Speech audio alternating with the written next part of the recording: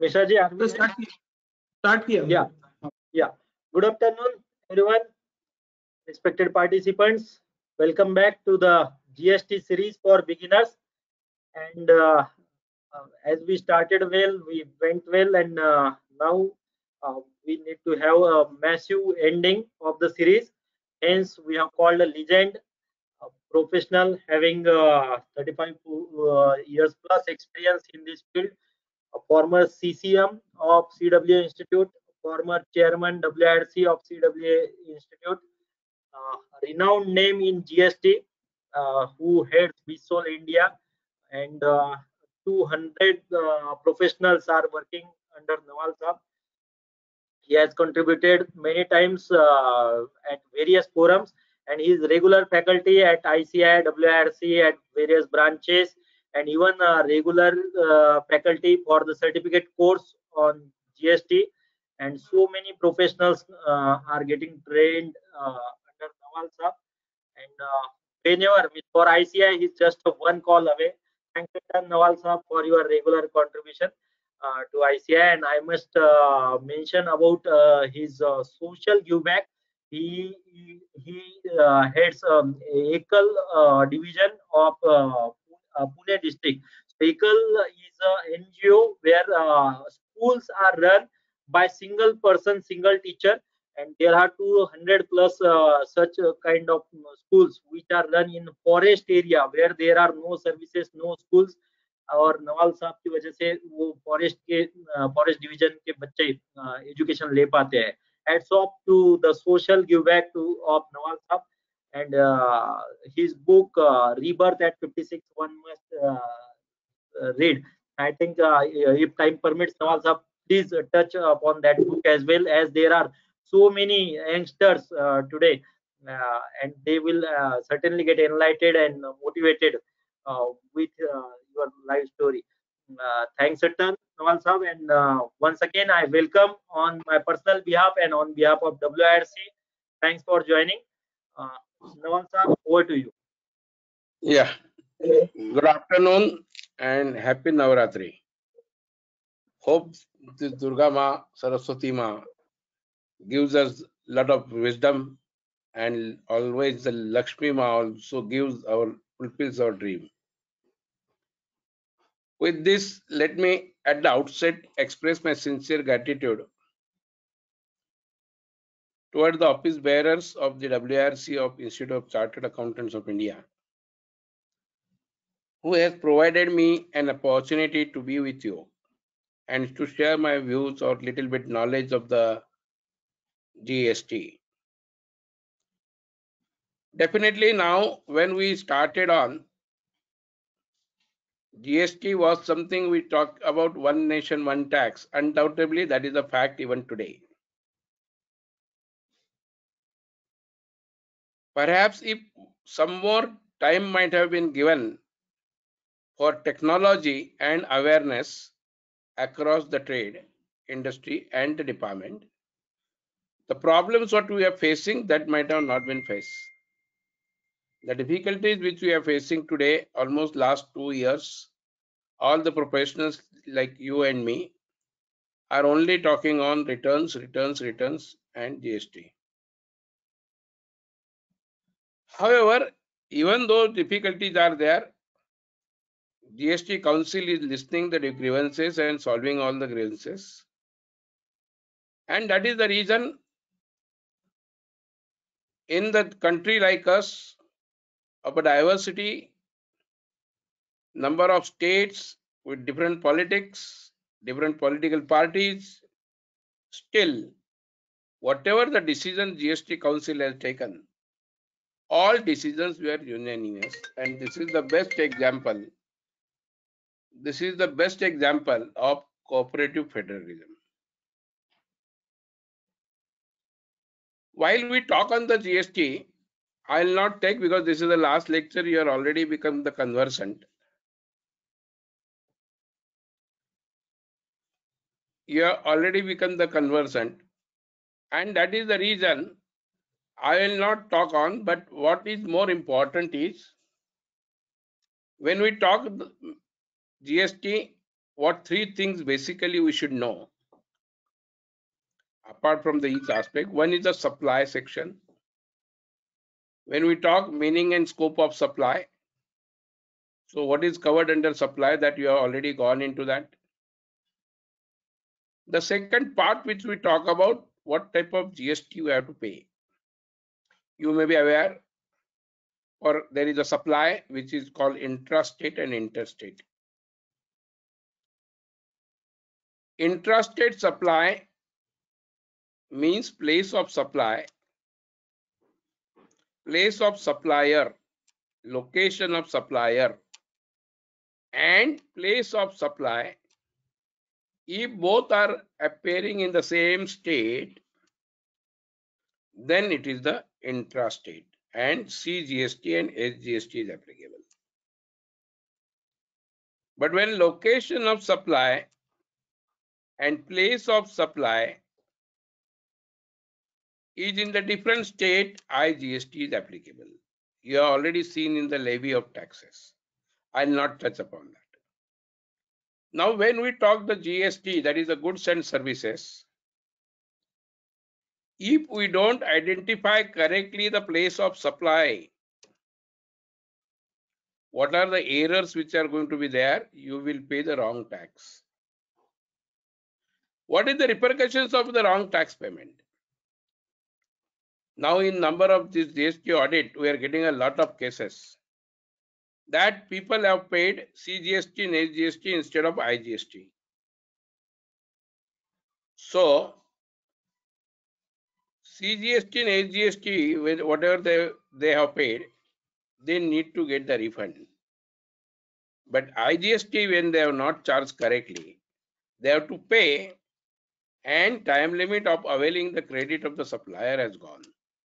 This has happened vice versa also for availing the credit when you are the recipient. And that is the reason place of supply is very, very important to identify what type of taxes you have to pay to determine whether it is an interstate supply or an intrastate supply. And unfortunately or fortunately, I'll put it both, advance ruling cannot be obtained to determine what is the place of supply. That is the exclusion column in the advance ruling also. And of course, whether we should go for advance ruling or not, that is a different type of the way advance ruling judgments are coming. It is very difficult to say that you should obtain the advance ruling. But advance ruling is not applicable for place of supply. And that is the reason you should identify correctly the place of supply so that you can determine what type of taxes, nature of supply, that is whether the intrastate or interstate. And if it is interstate, you will pay IGST. If it is the intrastate, you will pay CGST, SGST, or if you are in union territories, you will pay CGST and UTGST. Now, before we go, what are the important points which we have to read it? Relevant definition when we understand the place of supply. Address of delivery. Because delivery, when we are talking the goods, delivery is very important. Means the address of recipient of goods and services are both indicated on the tax invoice issued by the registered person for delivery of such goods and services, or both. So, whatever the address you are showing on the tax invoice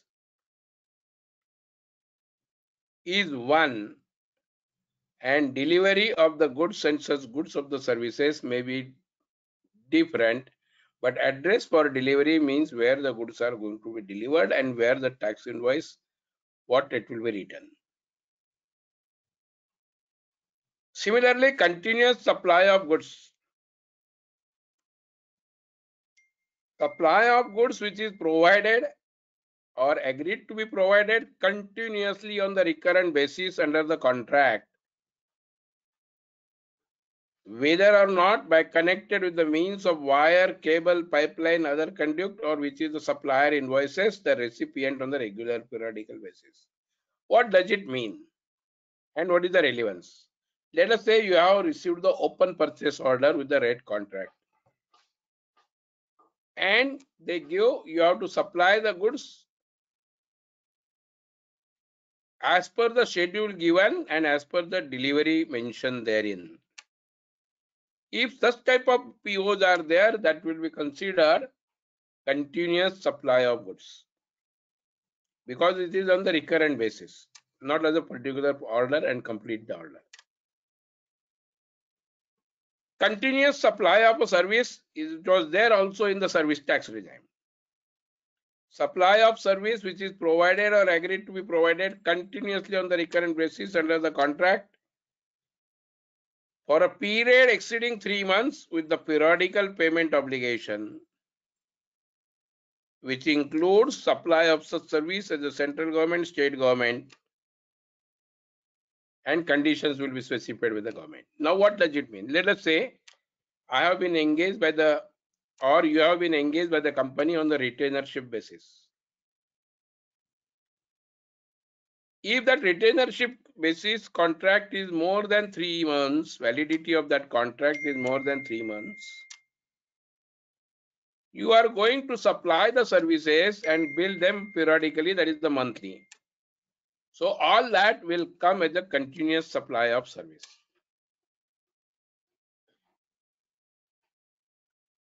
Now import of service means supply of service now where supplier of service is located outside India, outside taxable territory.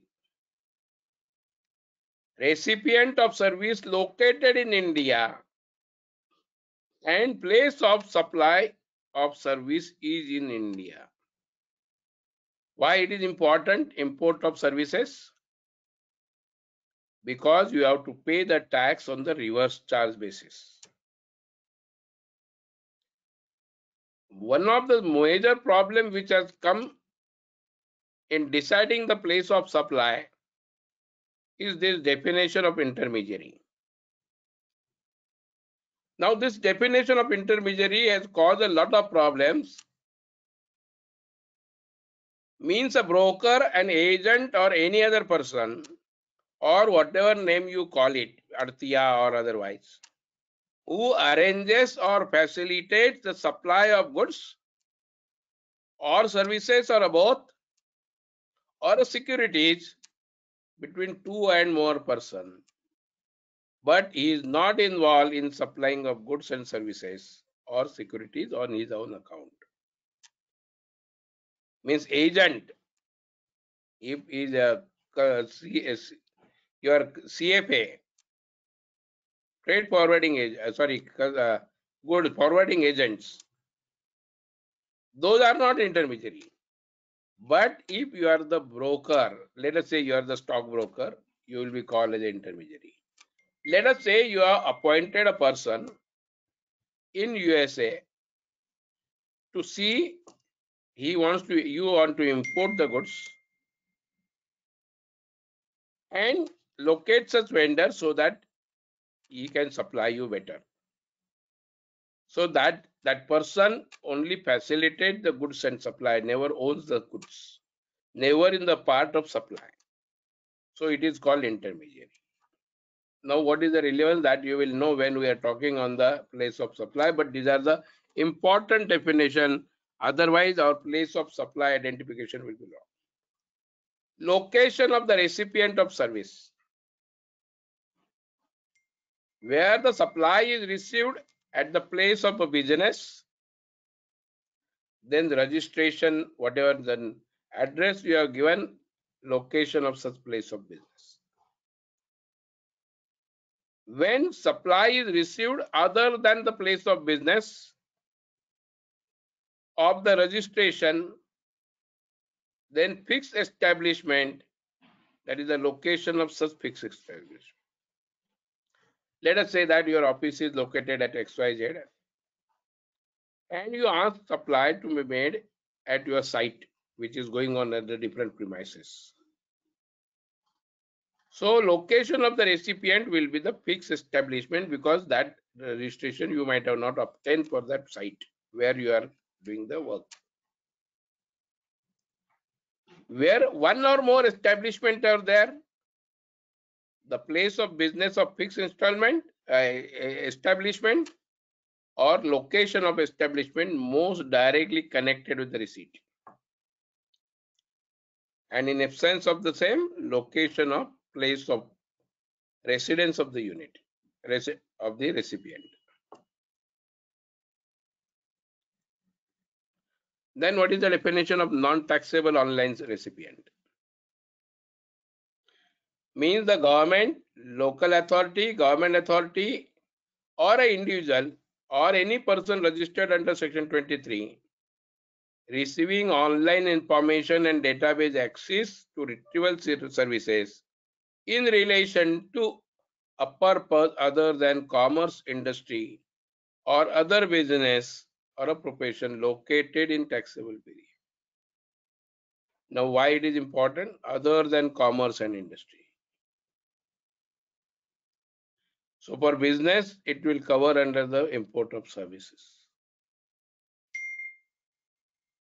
Online information and database access retrieval service means services whose delivery is mediated by information technology over the internet or electronic network, or the nature which renders the supply essentially automated, involving minimum human intervention, and impossible to ensure the absence of information technology, includes the electronic service such as advertising on internet. I think very nice example is given. Providing cloud services, e-books, movie, music, software, other intangible.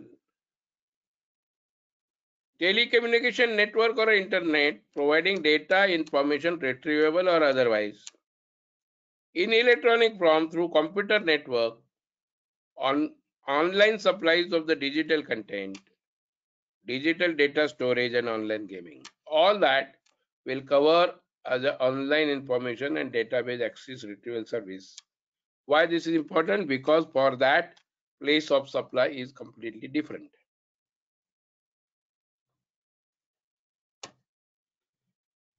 This is one of the important definition in GST we should know and learn. Recipient of supply of goods and service means, who is the recipient? The person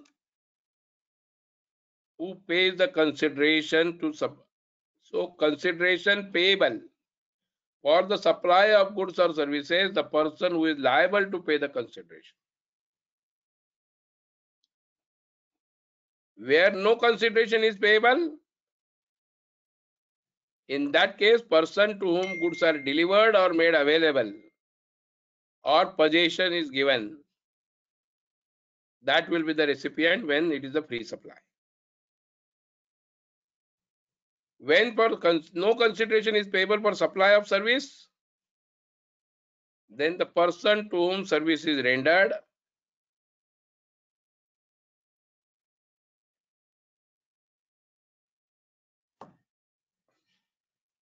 now location of a supplier in territorial water.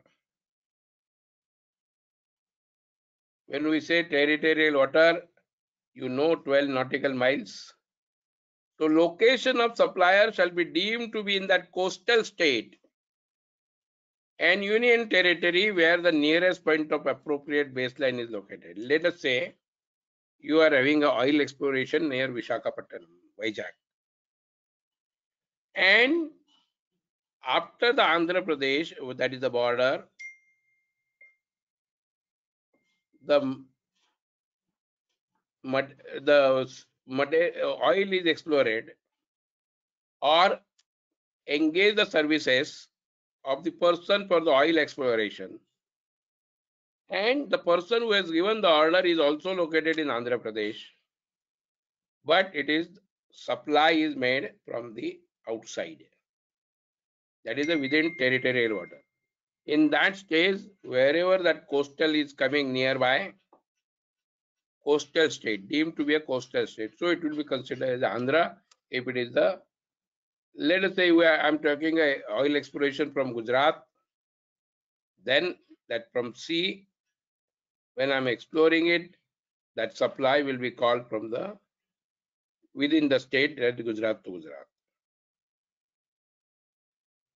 If place of supply is the territorial water, place of supply deemed to be a coastal state. So nearest the coastal state will be considered as a place of supply. Now let us take, this is very important point, section 10 talks about this.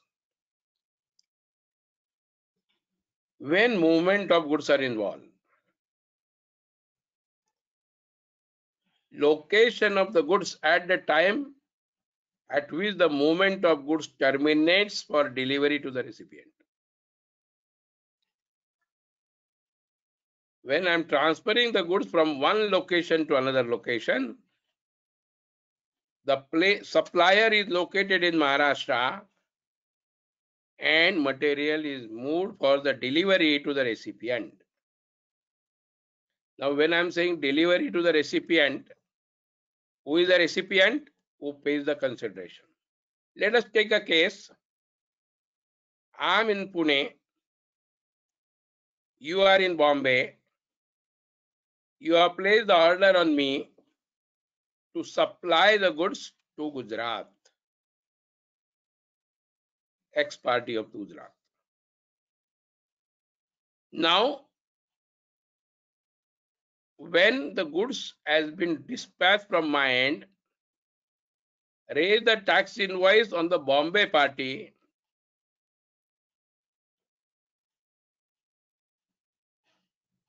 On the instruction of that Bombay party, I have sent the goods to the Ahmedabad. Still, that supply will be considered as intrastate from Maharashtra to Maharashtra, Pune to Bombay, even though material may be going to Gujarat. Then, without any movement of goods, location where goods are located at the time and when delivery takes place. Now, let us take a case. You are the manufacturer of mold and plastic component. So when you are a manufacturer of plastic component, supplier of that, recipient of that gives you the mold. Or if you have the tool room and mold, this one, you itself manufacture the mold. Now that mold which you have manufactured, you have manufactured in Chakan, and you are going to transfer that ownership of that mold to Haryana. But I have not moved the goods. Only what I did it, transferred the ownership of the goods. Goods remain at my factory because I am going to use that goods, molds, and manufacture my component and then supply. So without any movement of goods, where goods are located? At Chakan. Delivery has been taken in Chakan. Though ownership has been transferred to Haryana, I will charge CGST and SGST. It will be treated as an intrastate, even though my billing will be to the Haryana party, because I am not moving the goods and my goods are lying at Chakan only. So I will raise the invoice of CGST and SGST. I will treat this as an intrastate supply. This is very important point. Third point, where goods are delivered before or during their movement. So transit sale will come here, either by way of a transfer of documents of title to the goods or otherwise to a recipient or any other person on the direction of a third person. Let us take a case. I have ordered the goods to B. B has moved the goods billed to me, and I did a sale, transit sale. And the transit sale I have transferred to Gujarat. Then what is the principal place of third person? That is me. That will be the place of supply. If to whom I have given the order, if it is in Karnataka, before reaching the goods, I have transferred the goods to Gujarat in the transit sales. So both of them, that is, he will charge me IGST and I will charge my recipient IGST.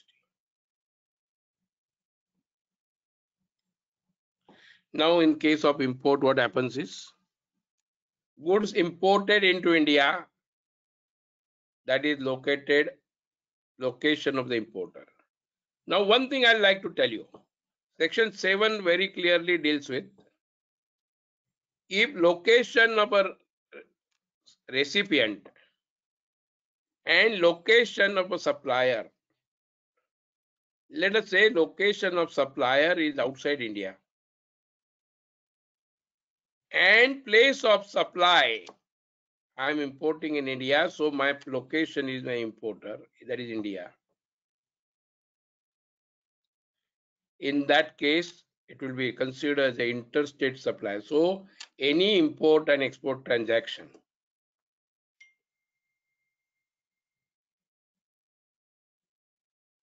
will be considered as a IGST, interstate supply. Good exported from India. Now what is important here? Goods exported from India. Location outside India. Now what is must here for export? It has to physically go out of India. Now let us take a case. I have received the order from, I am in Pune. I have received the order from US that I will pay you in foreign exchange.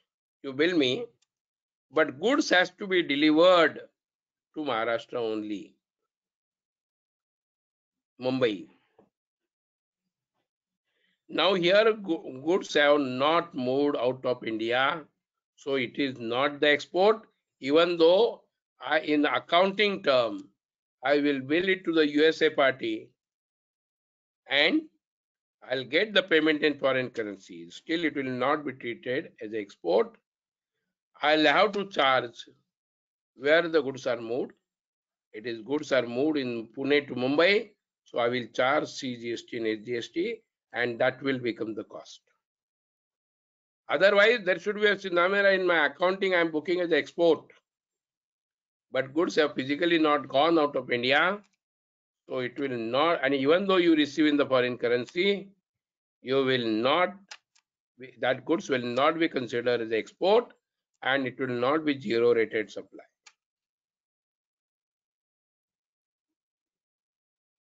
Now let us talk on that. We have talked on goods. Section 12 deals with place of supply of service, where both supplier and recipient are in India. So what is applicable? Section 12 is applicable. When location of supplier and location of recipient is in India, then the place of supply has been specified in section 12. Now, first point is, let us say services in relation to immovable property, that is architect, interior decorator, surveyor, engineers, estate agents, where services provided by way of a grant of right to use the immovable property or carrying out the construction, coordination and construction of services.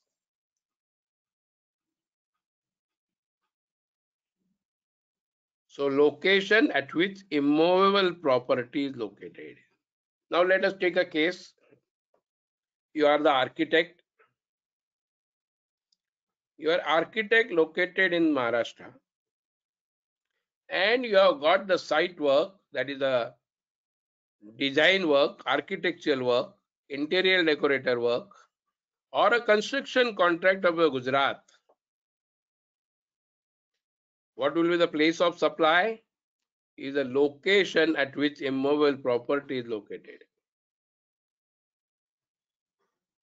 So now, even though you are an architect, unfortunately, you will have to register yourself in Gujarat. So whenever such type of services with respect to immovable properties are coming, in each state wherever the work is getting carried on, you have to take the registration. That is the mandate. So any site work, project work which anybody is doing it, they'll have to register themselves because they are providing services there. Place of supply is related to immovable property, so they will have to obtain the registration. Take another case. Lodging accommodation by way of a hotel, inn, guest house, homestay, club, campsite, or whatever name called, including the houseboat or any other vessel, or accommodation in immovable property for organizing any marriage or reception or a business activity, official, social, cultural, religious. What is the place of supply? Location at which immovable property is located. Now I'll give you an example. You have the registered unit here in Maharashtra, and you have gone in the hotel. You have gone to Delhi. Hotel, you are staying in hotel. You are staying in the immovable property. So place of supply is where the immovable property is located. Now, since it is the immovable property related item, he will charge you always in the which state he is located, because he is the supplier of service and place of supply is also in. Let us say you are going in the Taj Hotel at Delhi. Taj Hotel is the location of a supplier at the Delhi, and place of supply is also at Delhi because immovable property is located. So what it will be treated? Intrastate supply. So what he will charge? CGST and HGST. Now you do not have any registration in Delhi, then that will become the cost to you. Or let us take a case. You have the business in Maharashtra, but you wanted to have the sales conference in Goa, and in Goa your business is not there, so you have not obtained the registration. Goa hotel is going to be a location of a supplier, and place of supply will be the immovable property where the hotel is located. So both are in Goa, so they will charge you CGST and HGST, and that will become the cost. That is the reason we'll have to be very smart here. How order has to be placed, what to be done. Let us see next.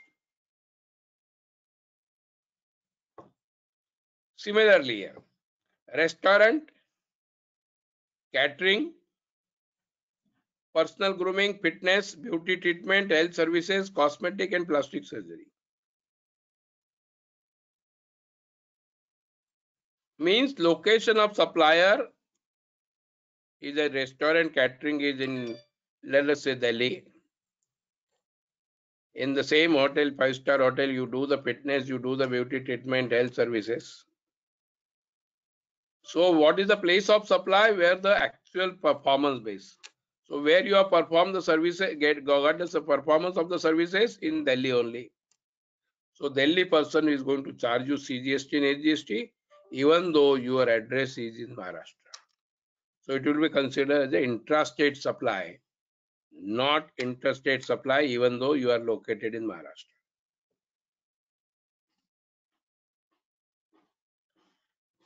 But one thing is there, training. Services in relation to training and a performance appraisal.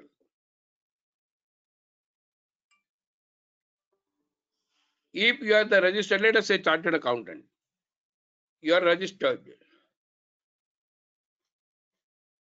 So location of such person, even though Delhi training goes at Pune, training goes at Goa. You are located in, supplier of training services is located in Goa, and your location is in Maharashtra. So it is the interstate supply, you will charge the IGST.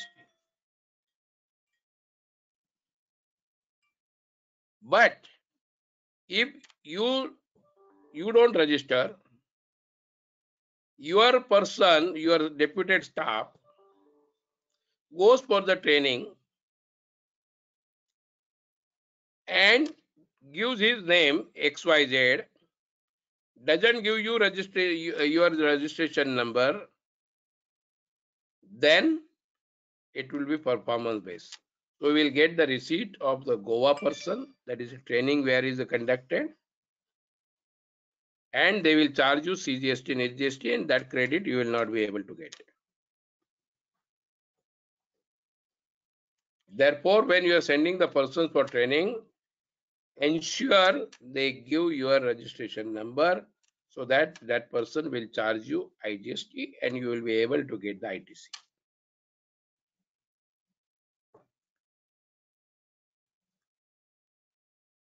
Now, this is very important. Admission to cultural, artistic, sporting, scientific education, entertainment, amusement park, or other place of services ancillary to. If only we read this, what is the place of supply, where is the performance base? But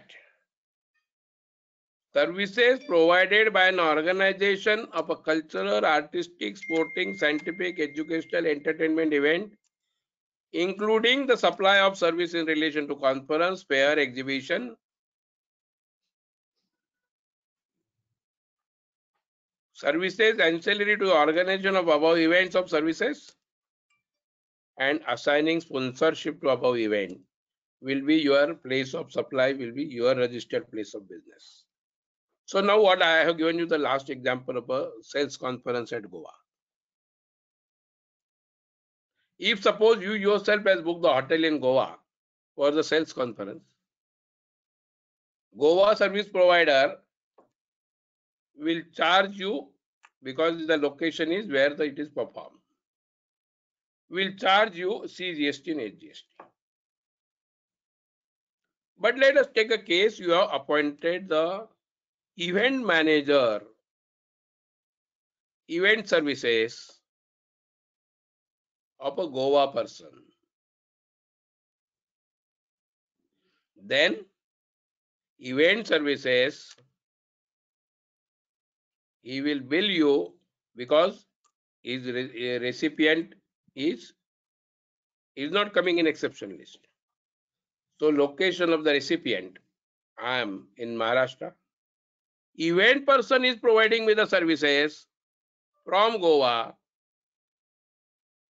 So he is going to charge me IGST. I'll take the credit of that. And Goa person will organize my sales conference at Goa. So service provider is that Goa hotel and service recipient is that event manager. It is his input service. So he will charge him CGST and HGST. He will take ITC. He will charge me IGST and pay from that CGST and HGST. So your cost will be saved. So when you are planning any events, if it is going to be a cost, you have to be very damn sure how you save. Otherwise, it becomes very high cost. Take another. transportation of goods including mail or courier. I have sent the goods to Delhi through DDTC courier. So what is the DDTC courier?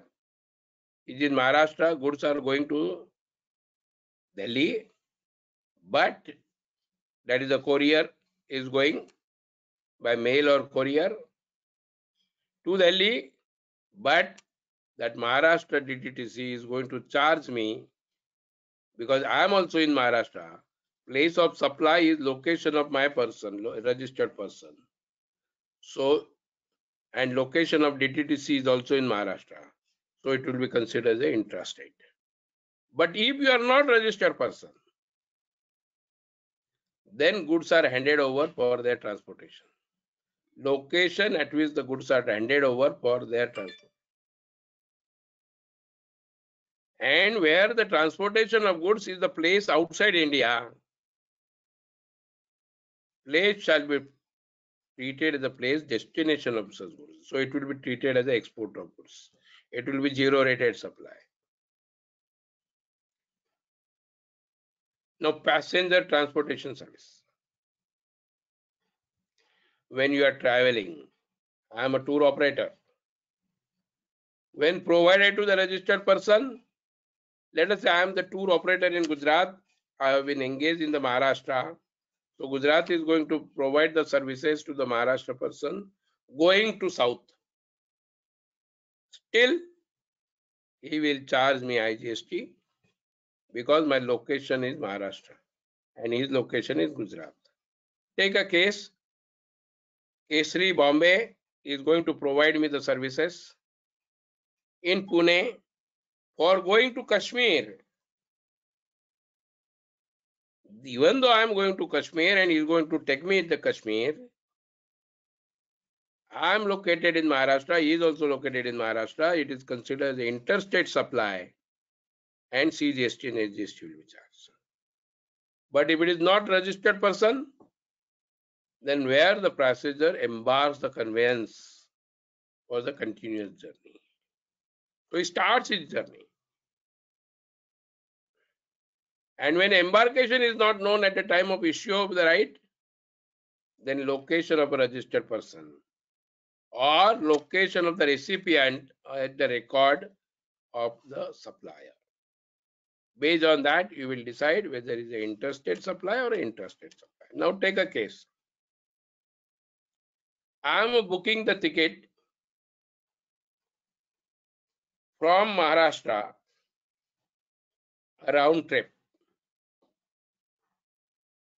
I am booking the ticket with Kesari for the round trip. Maharashtra to Dubai, that is Pune to Dubai, Dubai to USA and USA to back. So it is my continuous journey. So I will be embarking in Maharashtra only. So it will be considered as an intrastate supply. No issues. I will have to, he will charge me CGST and SGST. But take a case. I have gone to Dubai. So here to Dubai, he will charge me the ticket. He will charge me the CGST and SGST. But from Dubai, I have booked the ticket for London. I have not embarked in India, so no tax will be applicable.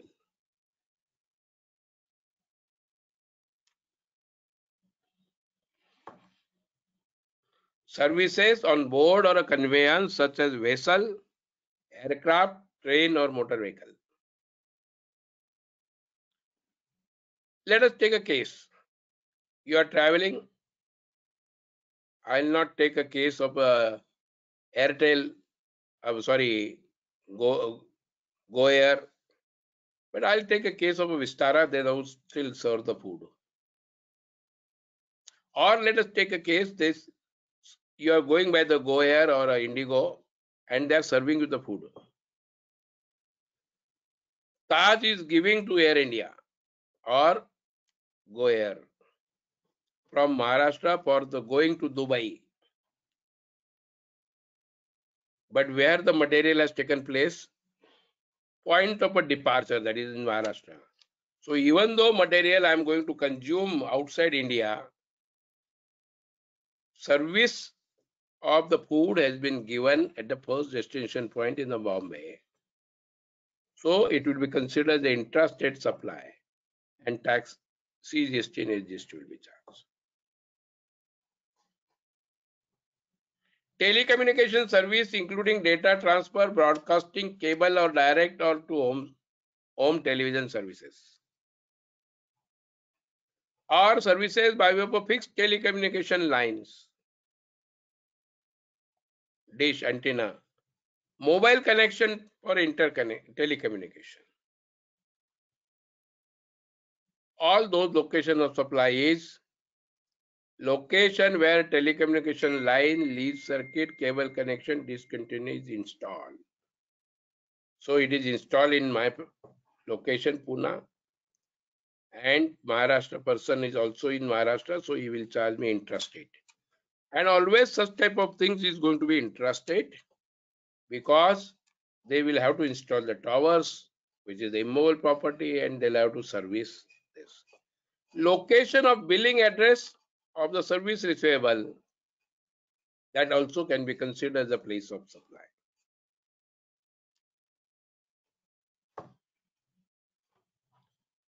Telecommunication services including data transfer, broadcasting, cable, direct to home services. So whatever the address is there of the recipient with his record, so that will be the place of supply, and location of supplier, and this place of supply will decide intrastate or interstate. Now, banking and other financial services including stockbroking. Let us take a case. You have now here is the internet banking.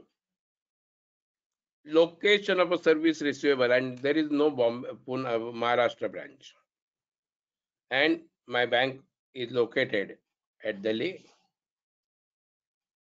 Through internet banking, I'm doing all services. So what is my record with the when I open the account is in Maharashtra. My bank is located in this. So they will charge me, treat me interested. But I will tell you, all banking and financial institution, NBFC, they will have to mandatorily make the registration wherever they are operating. Insurance. In case of registered person, location of such person. And other than registered person, location of service receiver on the record of the service provider. That will determine the place of supply.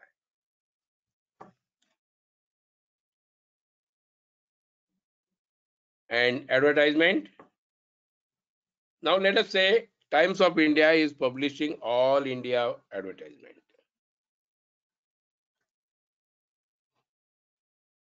And let us say Colgate has given them the contract that this advertisement has to go across all the states, and amount has been decided X. So the place of supply will be proportionate basis. Each value to the each state will be assigned, and based on that they will have to pay the start as an intrastate supply. And services are not covered anywhere where provided to the registered person, that is the B2B, location of such person, that is my registered person, my address where my registration shows, and where it is not provided to the registered person, that is the B2C, then records address where service provider has got the record, and that is also not available, then location of service provider. Let us take a case. You have gone to Delhi, done the marketing there. You are from Maharashtra. Registration. You don't give your address, or that address is not available with service provider. Then he will charge you CGST and SGST of Delhi. But take a case. If B2C transaction you have done more than 2 lakhs, then you will have to give your PAN number. You will have to give your address. So records में आपका address आ गया है. Then that will be considered as a place of supply and he will charge you tax accordingly.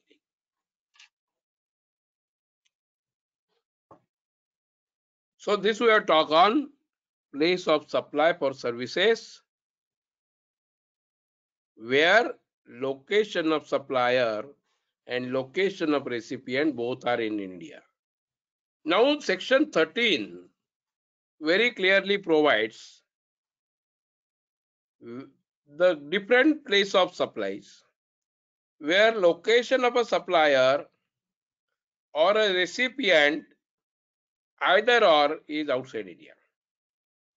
So either you are in India as a supplier and recipient of yours is outside US, outside India, that is US, or US is the service provider and you are located at Mumbai, then section 13 place of supply you have to refer, not section 12.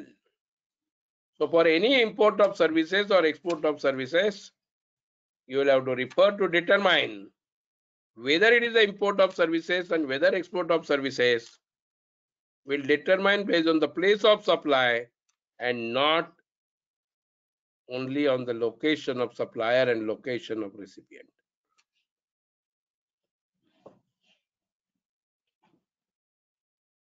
Now let us take a case. The first case, services supplied in respect of goods that are required to be made physically available by the recipient of the services to the supplier of services or to a person acting on behalf of the supplier of goods. Let us take a case. Your imported machinery had the damage and you have sent one of the part for repairs abroad. On that part, he has performed some services of repairs. So where is the location of supply? Place of supply where the material has gone to US. Service provider, that is who is doing the repair, is also in US. No services are provided in India, so no tax will be applicable. Even though he will raise the bill to you, it will not be treated as import of services. Similarly, you take another case, vice versa. You are going to do the testing or calibration on the goods. From the goods received from the Bangladesh or a Nepal. You have received the goods from Nepal for doing the calibration. Calibration services you have provided on the goods. So you are the service provider in India. Place of supply of service is also in India because you have done the calibration in India.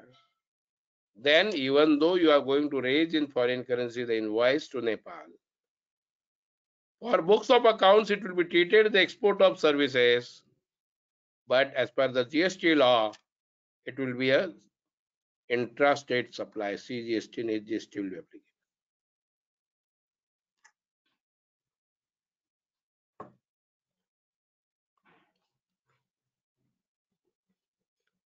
Services are provided from a remote location by way of an electronic means in respect of goods.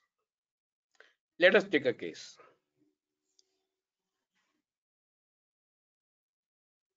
I have my machinery has failed in India.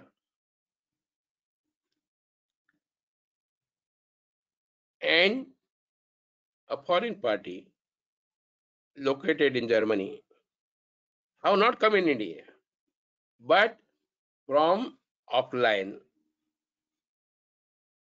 On the software, he did some changes and my machinery was repaired. Then where the goods are located? Here myself, here in India. Service provider is outside India. Place of supply is within India. So it will be treated as a interstate supply. Import of services and reverse charge will be payable. If it is provided from one or more location in the taxable territory, place of supply will be the location of a taxable territory where the greatest proportion of services is rendered. Call centers is the best example. Or machineries, repairs. Services supplied to the individual or a person acting on behalf of a recipient, which require the physical presence of the supplier or the supply of services. Location where services are actually performed.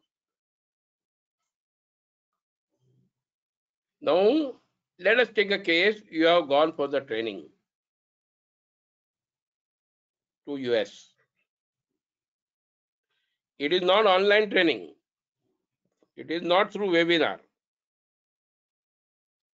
You have been asked to give and participate the paper and give the training to their participant in US. So you are in India. Where is the services provided? Services are actually performed in US. So it will be considered as a interstate supply, export of services, because you are in India and you are providing the services going to US. But take a case otherwise. You have the collaboration with your parent company. Parent company person comes here and gives you, imparts the training. Service provider, though he has come in India, but he is representing his own company, parent company, which is outside India. Services are provided in India, so it is the interstate supply. IGST, that is the import of services, is there. IGST will be charged, and reverse charge payment, you have to pay the duty on the reverse charge.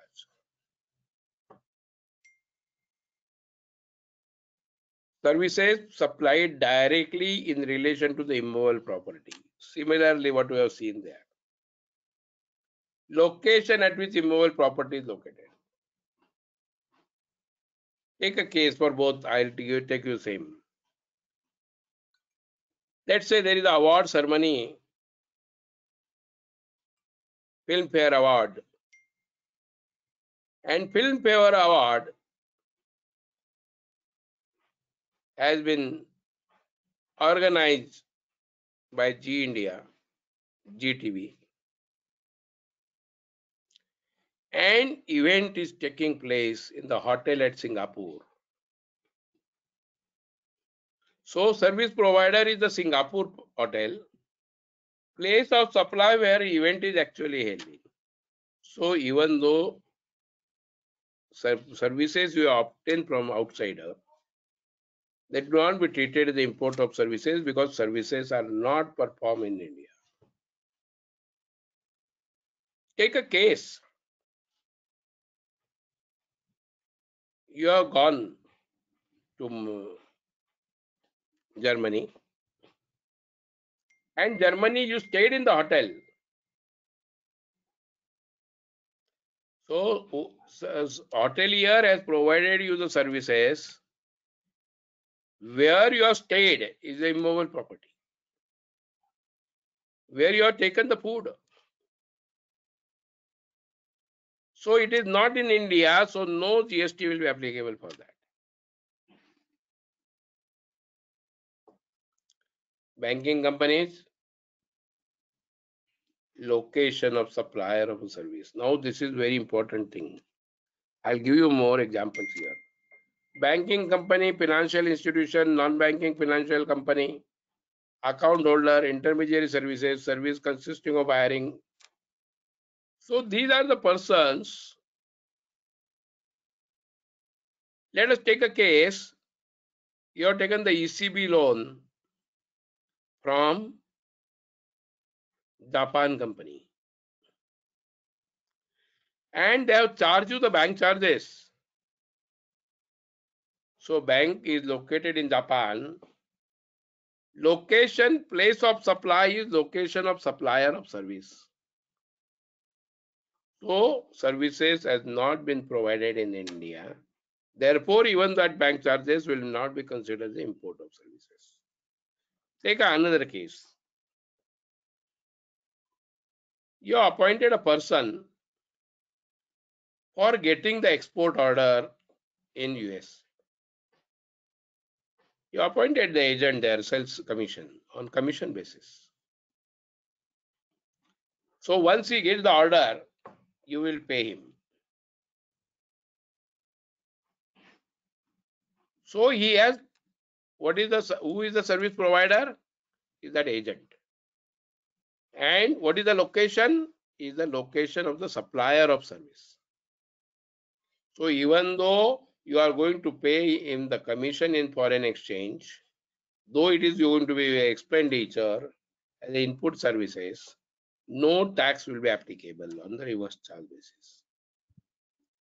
Now take a vice versa example. And this is causing a lot of problems to everywhere. Take a case, you have been appointed by your counterpart in US to develop the supplier, make a follow-up with him, ensure quality, and ensure he dispatches the goods.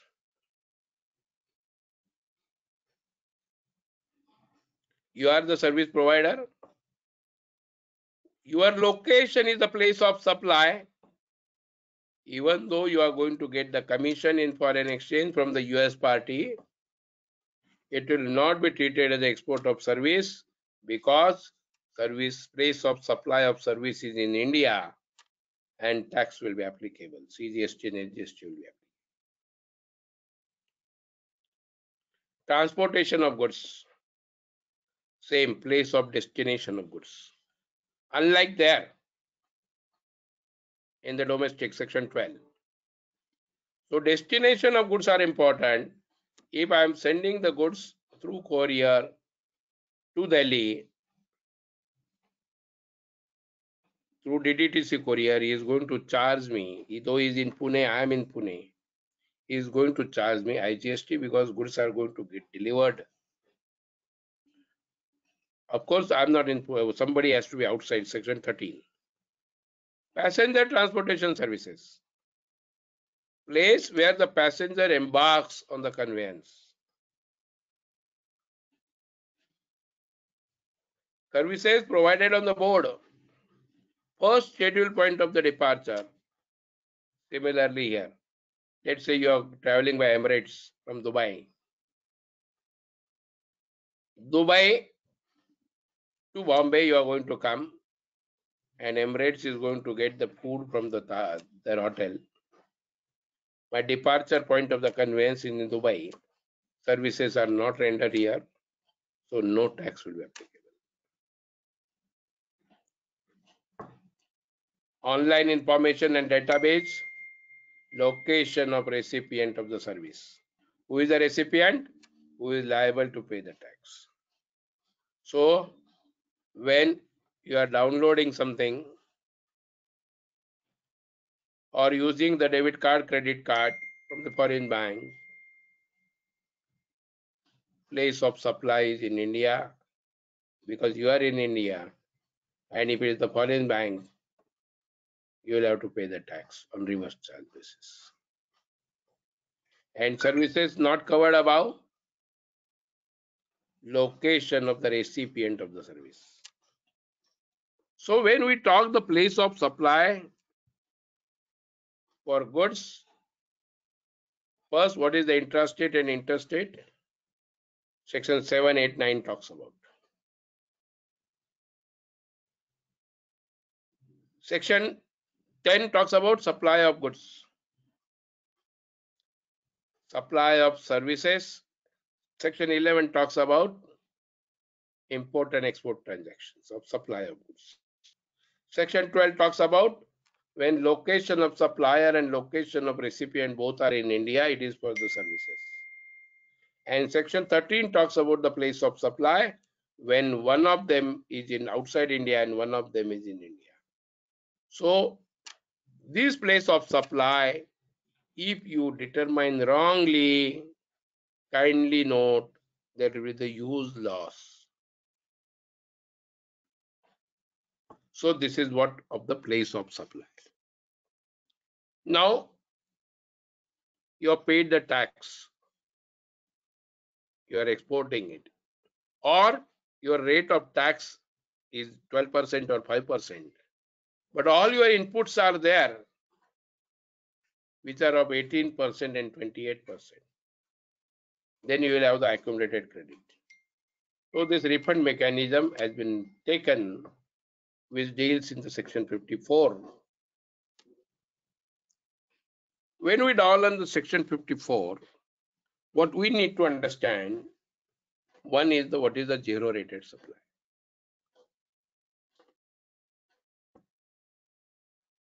Zero rated supply means taking the goods out of India to place outside India. So physically goods has to be moved. This is for export of goods. What about services? There are 5 conditions you have to meet. A, supplier of services is located in India. So you should be located in India if you are the supplier. Recipient of services located outside India. A second. So one person is applicable. And based on section 13, place of supply of service is outside India. I give you a number of examples. And the fourth condition, which is very, very important, you should receive the foreign exchange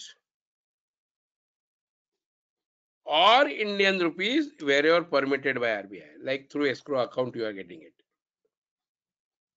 or convertible foreign exchange in defined time as notified by the RBI.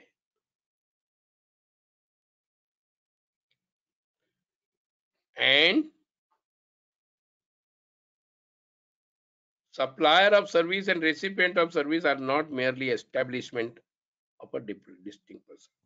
So when you are sending something to, you are providing service to your own branch outside India, then it will not be treated as export of service because you are the distinct person, your branch. But if it is your subsidiary, is a different legal entity, then it will be treated as export of services. So these 5 conditions has to be fulfilled to mention as export of services, which is zero rated supply. Now supply to the SEZ developer and SEZ unit is also zero rated supply. It is par at export.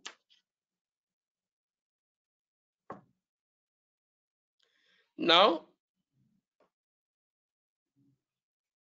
zero rated supply with payment of IGST. What is that payment?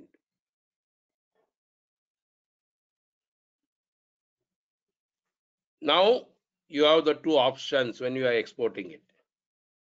Either export without payment of duty, so you will have to execute the LUT, or you pay the duty on applicable duty on your tax on your product which you are exporting or supplying to the SEZ. Then you can get the refund, which is under Rule 9610. So for getting this refund under Rule 9610, you should export without LUT on payment of duty, and on the invoice it has to be very clearly mentioned that export on payment of duty under the claim of refund. If it is SEZ, supply to the SEZ on payment of duty. Now let us take another case. You are in Pune and Serum Biopharma is a developer, or a Serum Institute of India Limited is a SEZ unit in Pune. You have supplied the goods to him. Though both are in Pune, it will not be considered as an intrastate supply. It is considered as an interstate supply, considering Section 7. Now, one more problem which has happened to a number of taxpayers. They are supplying the services and goods.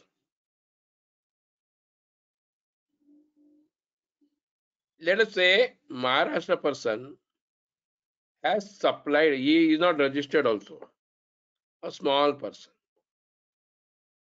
He has supplied the goods to Pithampur SEZ or Dahej SEZ.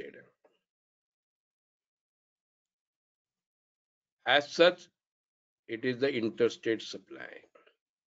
Or take a case, you yourself have supplied, you are not a registered person, and you have a SEZ person has taken the stationery from you. And he says, I'm a SEZ. So what happened is you have charged him CGST and SGST, or you have not charged him because your threshold limit was 20 lakhs. But kindly note, it is an interstate supply. And no sooner you make 1 rupee interstate supply, all your supplies are taxable, even though you might have supplied the goods of 100 rupees to them. And your turnover may be 19 lakhs. On whole 19 lakhs, GST will be applicable. And such errors and blunders has happened initially. And now also happening. Now for getting the rule 9610, refund, IGST refund. In this refund application, if you see the story, first notification has come in October 2017. So April to October, there was no notification, any either restricting or permitting. After that, one notification has been issued, which is having the retrospective effect from the 1st September. So first notification was issued in October. Second notification was issued in March. All were retrospective. Third notification were received in September 18.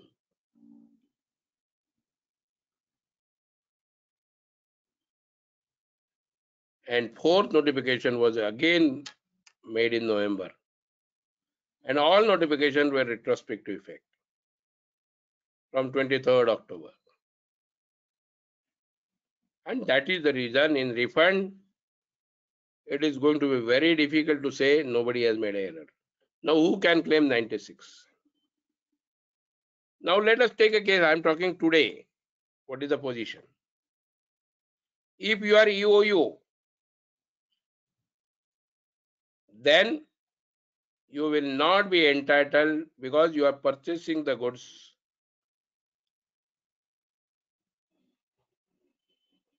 where, or you are importing the goods where IGST is exempted. Now, whenever you are not paying IGST, whether under the advance authorization scheme, whether under the EPCG scheme, whether you have made supply to EOUs, all those will be considered that you are not eligible for this. Earlier, the wording was in September notification,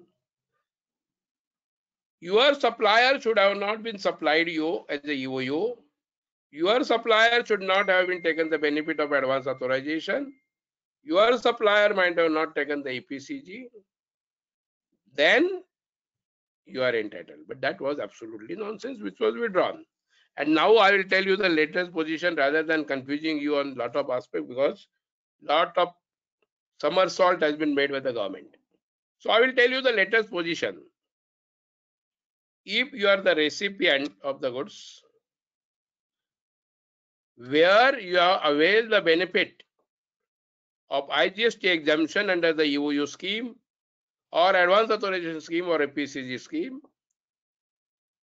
you will not be entitled to get the benefit of refund under IGST 9610. No. Or let us take a case. You are the supplier, you are exported the goods, but you have purchased from somebody and you are going to be a merchant exporter. So he will charge you only 0.1% of GST. In that case also, you will not be able to export the goods on payment of duty under the claim of refund. But now EPCG has been allowed. So even though you get the EPCG benefit, you will not be barred. But if you get the advance authorization benefit, EOU benefit, or purchasing the goods on the payment of duty of 0.1%, then on such exports, you are barred to claim this IGST refund. Otherwise, if these conditions are not applicable to you, I strongly advise always you export on payment of duty if you have the accumulated balances and get the instant refund. Now, for getting the instant refund, what are the criteria? Goods has to physically go out of India.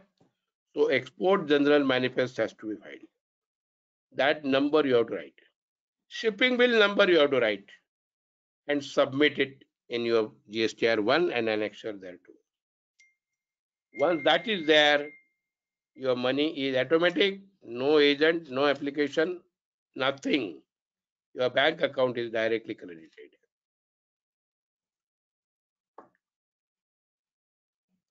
Zero rated supply with payment of IGST. To be reported in table 6 of GSTR 1, as I was telling you, with correct shipping bill number and port code. Now, number of times what happens is wrongly putting the port code or wrongly putting the shipping bill number. Then what happens? You have paid the duty, but custom site, which is the IceGate site, do not show this shipping bill number and port code. So there is a mismatch, you will not get the refund. So ensure you file the table number 6, GSTR 1, correct shipping bill number and port code. Ensure taxable value and tax amount is correctly reported in GSTR 1 and 3B. If there is a mismatch, again that will not be reported. GSTN number, IGST amount and assessable value on the shipping bill has to be correctly reflected. IGST will have to pay on the FOB value, not on the CIF value. Your contract may be a CIF. You might have charged him 10,000 CIF. But of that FOB might have come to 9,000 with custom rate. On that only you will get IGST. So when you prepare the invoice, tax invoice, correctly consider the FOB value only. Don't take the CIF value. And correctly consider the rate of exchange which is notified by the customs. Then your money is safe. Check whether export data is transmitted to the IceGate or not. Once that is there, then status of transmitted shipping bill at IceGate and correction if it is required, you do that. Then you will get the refund. As far as supply of service is concerned, there is no shipping bill and there is no port code, which has to be reported in table 6, export with payment of tax. Separate refund application to be filed under RFD 01 for relevant tax period after the bank realization certificate. Why in this case goods no application? Because it is a physically gone, You are given the shipping bill number and EGM number. No need. For services, condition of export of services is money has to be received in foreign exchange. So BRC has to be received. After getting the BRC, you file RFD 01, you will get the payment. Otherwise, you will not get the payment.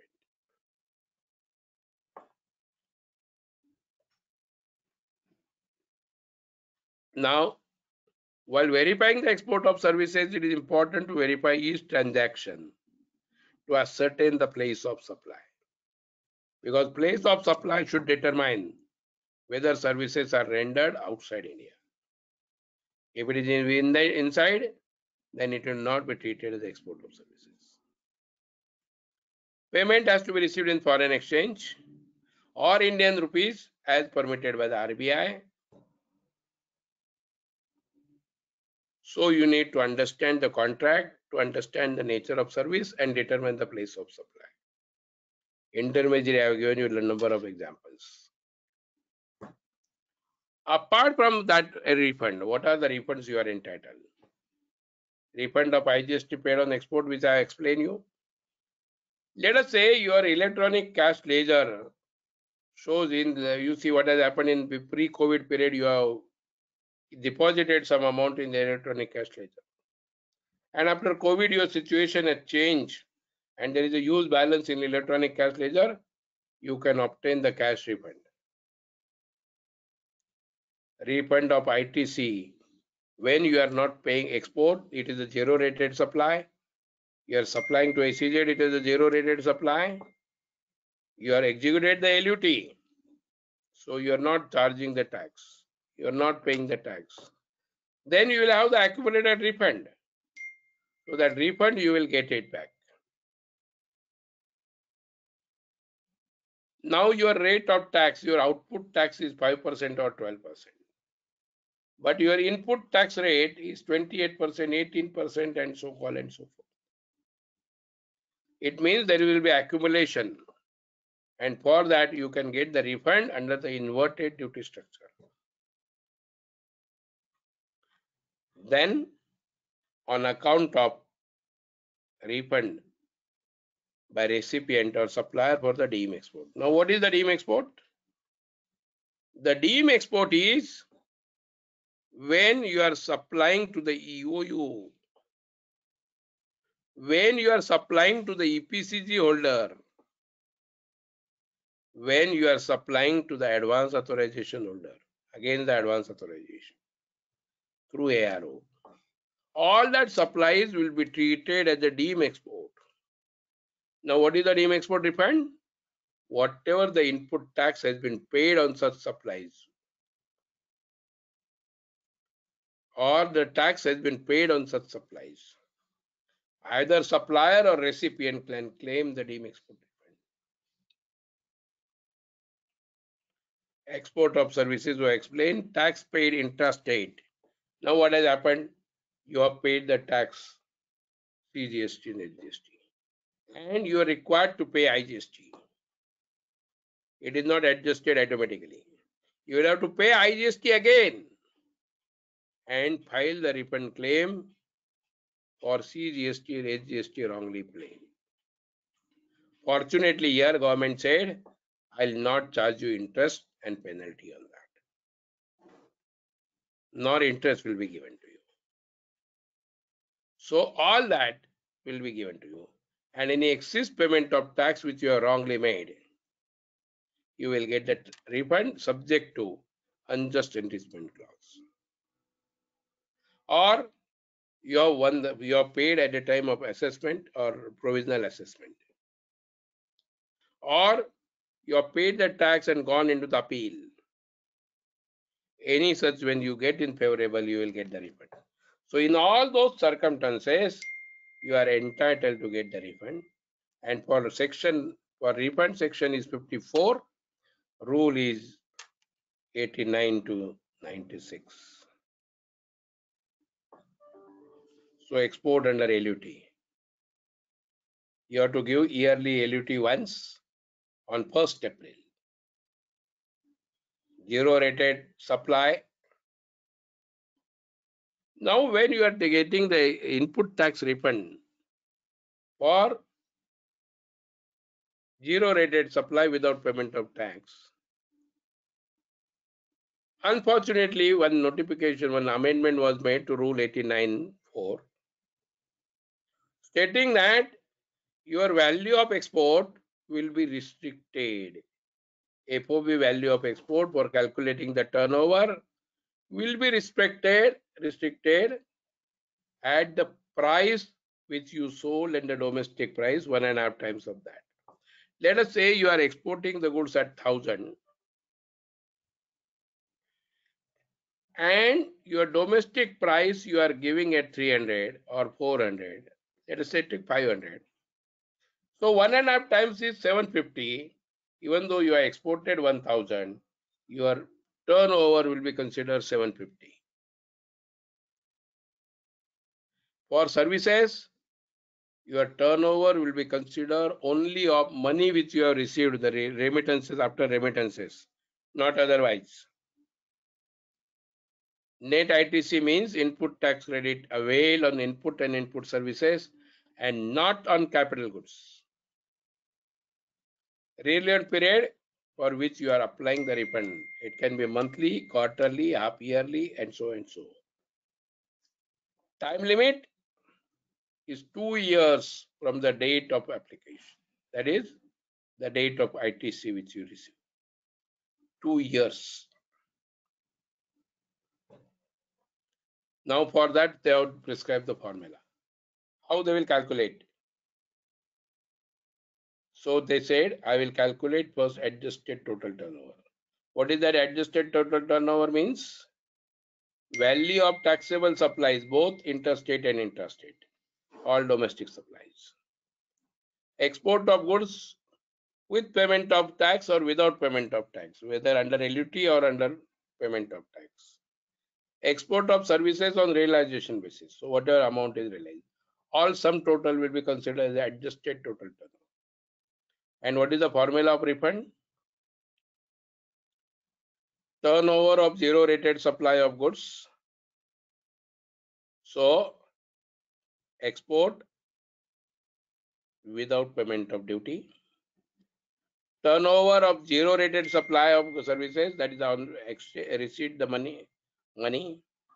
Net ITC multiplied by ITC, that is the net ITC availed on goods and services, and divided by total adjusted turnover.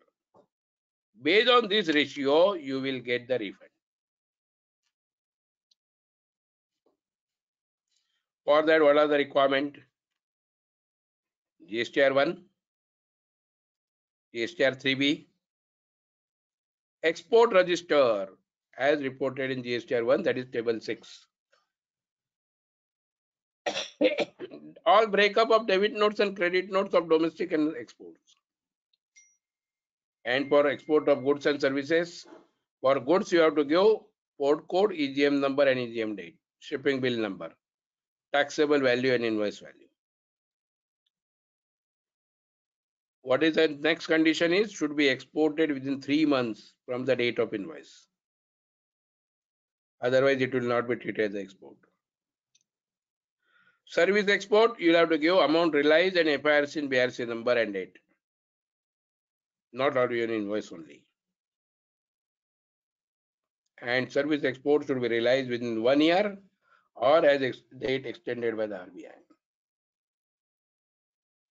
For service export, FIRC and BRC is must. For input tax credit, what do you need? This matching. You have received the goods and services.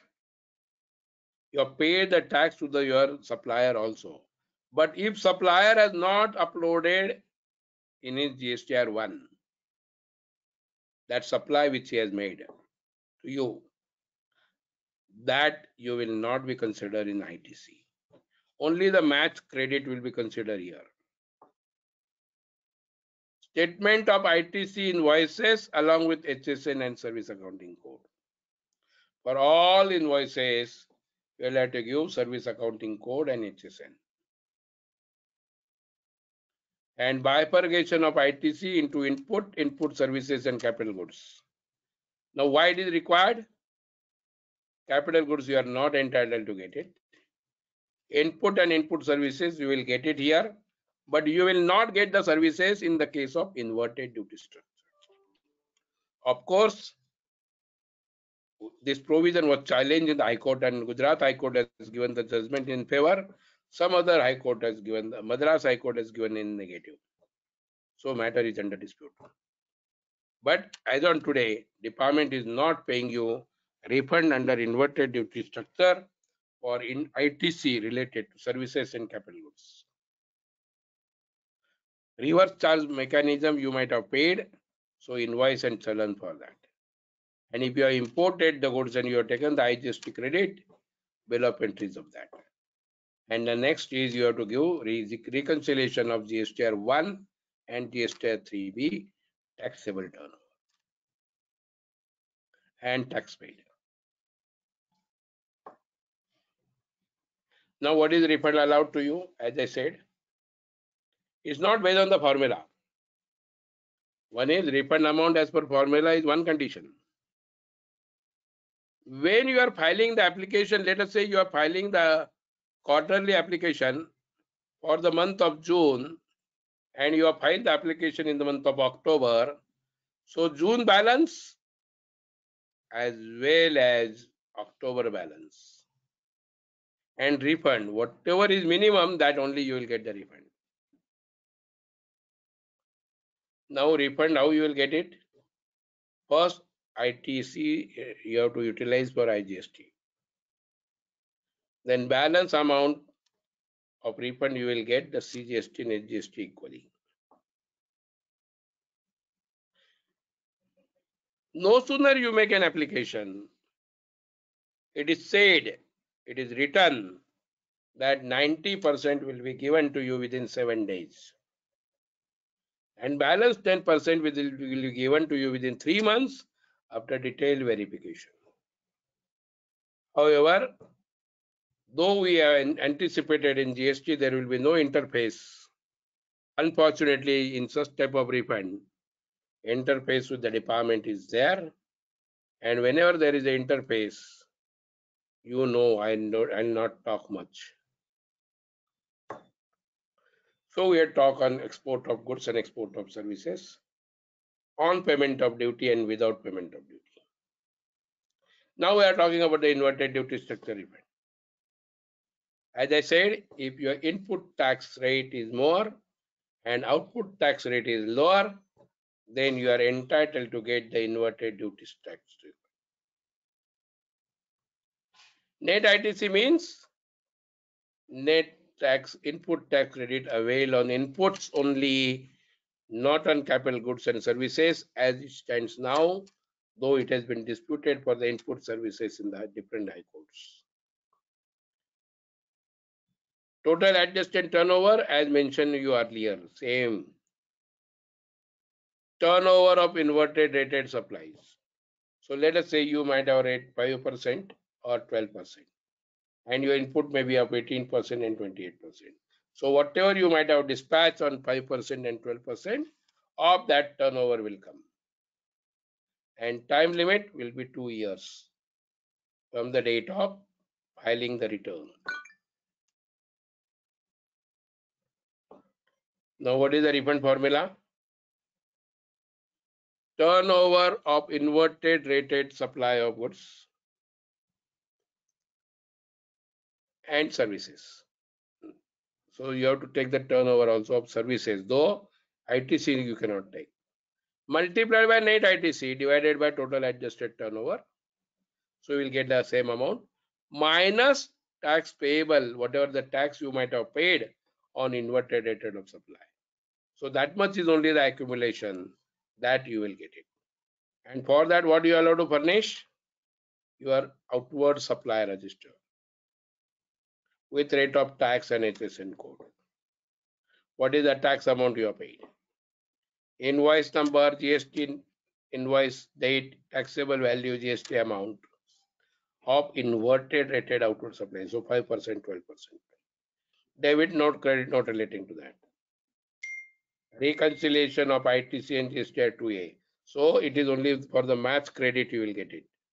For unmatched credit, you will not get it. Statement you have to furnish in format 1A. And details of inward supplies, invoice number, date, and taxable value in GST.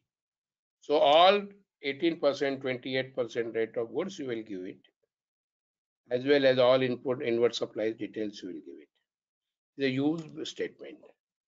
Similarly, for bill of entry, report code, IGST amount, this will be matched with the IceGate site. So statement number 1A, maximum 10,000 lines can be uploaded. So we'll have to create multiple files. And after uploading, if any errors are reported, you have to solve it. Input tax, I already talked to you.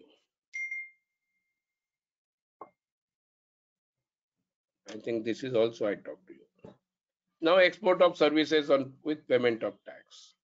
I think that we have covered earlier. So I'll supply to SEZ and without payment of IGST is similar way, same way as we have talked about the export of services, export of goods without payment of IGST.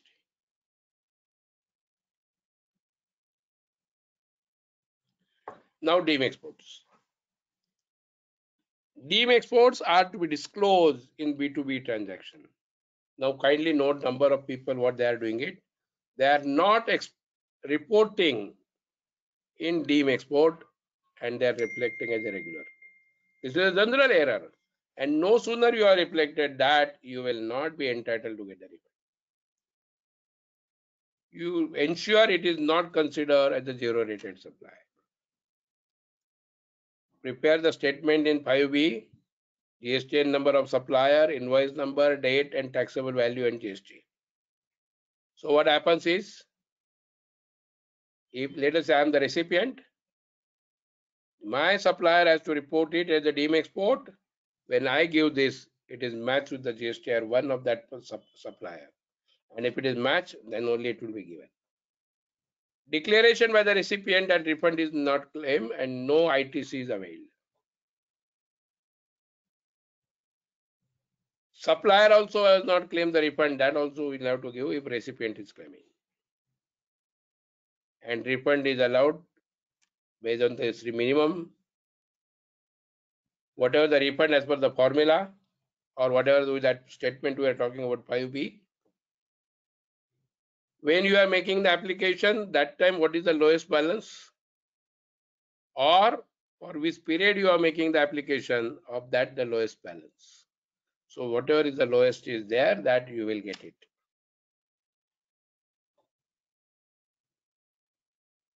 I think I explain you this. These are the various forms. RFD 01 is the refund application form. RFD 02 is the acknowledgement of refund application. You get it immediately, ARN number.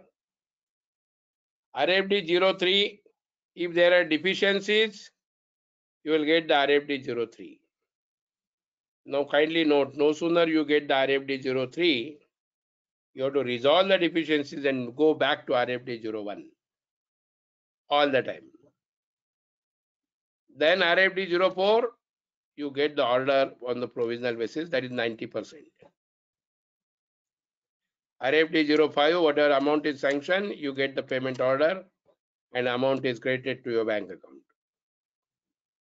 RFD 06, either it is a sanction or rejection order.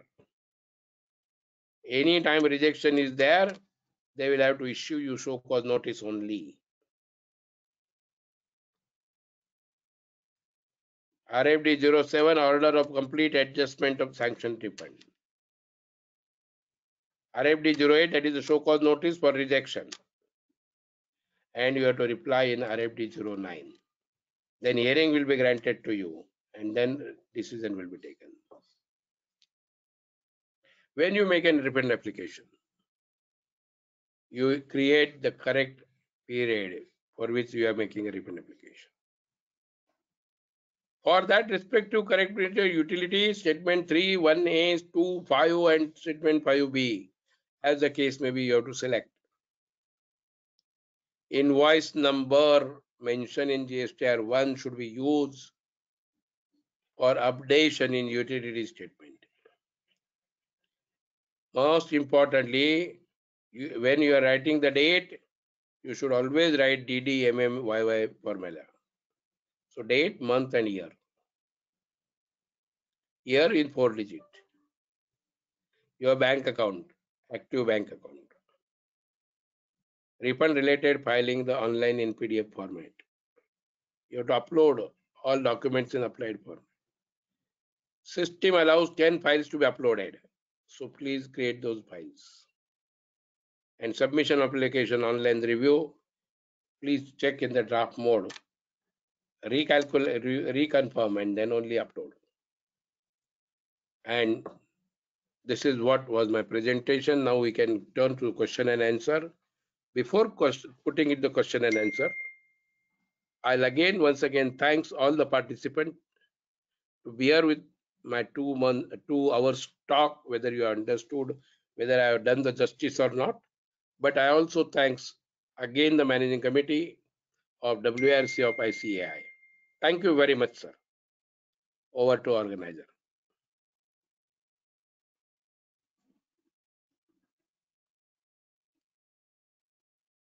Hello.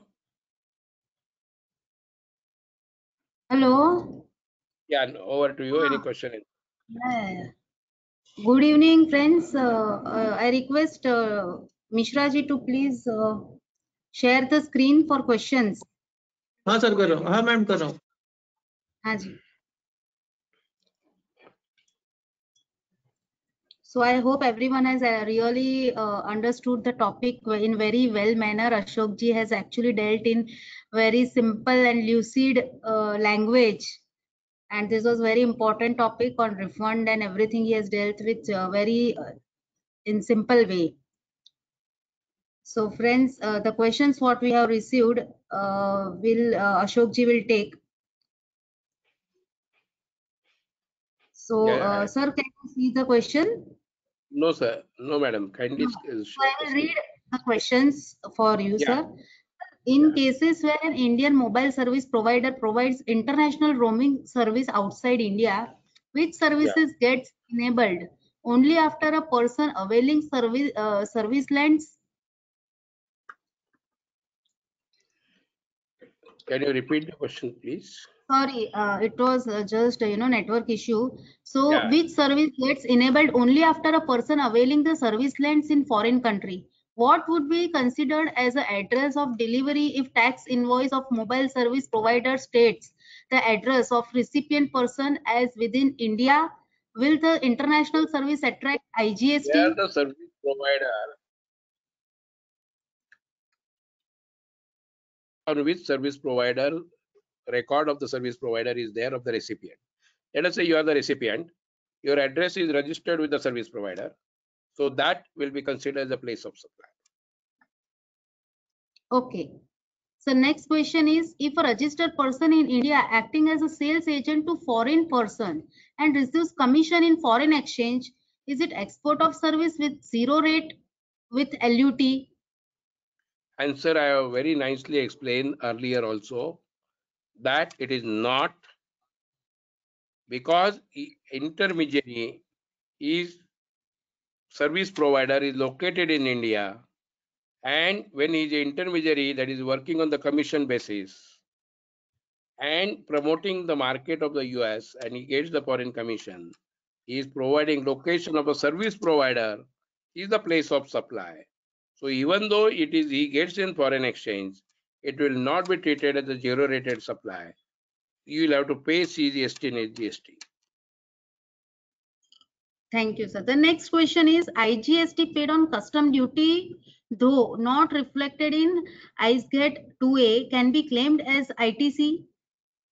Answer is yes as on now, but after this month, GSTR 2B, which is going to be downloaded, which will be available at you on the 12th, they will show all your bill of entries and IGST paid, and that you will be considered for the availing the ITC.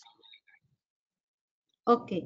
So these were the questions for today's session. And today, one more question which has come now. Can we claim refund on ITC availed on capital goods? No. There is no refund mechanism for capital goods. If an Indian CA firm renders consultancy service to a foreign company, whether it will be considered as an export of service, even if services are performed by in India? Let us say you are doing the accounting services here, or you are doing the advisory services for your US client. It will be considered place of supply is the recipient of the person. Recipient is located outside India. You are the service provider here. So it will be treated as the export of services provided you get the foreign exchange remittances. After getting the foreign exchange remittances, then only it will be treated as the export of services. So GST will not be applicable, I understand, in case of. Yeah, absolutely right. Yes. Sir, can you repeat the example by you in the service given to Nepal in collaboration of machines in India? Yes. You Now have let us say a Nepal person. mentioned that CGST and SGST is applicable. How it is? I'll tell you. Nepal person has sent me the machinery for repairs. On that machinery, I am performing my operation of repairs. And I am sending him his machinery back, as well as I am raising my service charges of repairs. Nepal person is going to give me in foreign currency. But what is the place of supply? It is a performance base where the goods on which goods services are performed. And where are the goods? In India. Therefore, I am a supplier of service, as well as my location of supply of service, place of supply of services in India, where the goods on which goods I have performed the activity. Therefore, CGST and SGST will be applicable. Perfect, sir.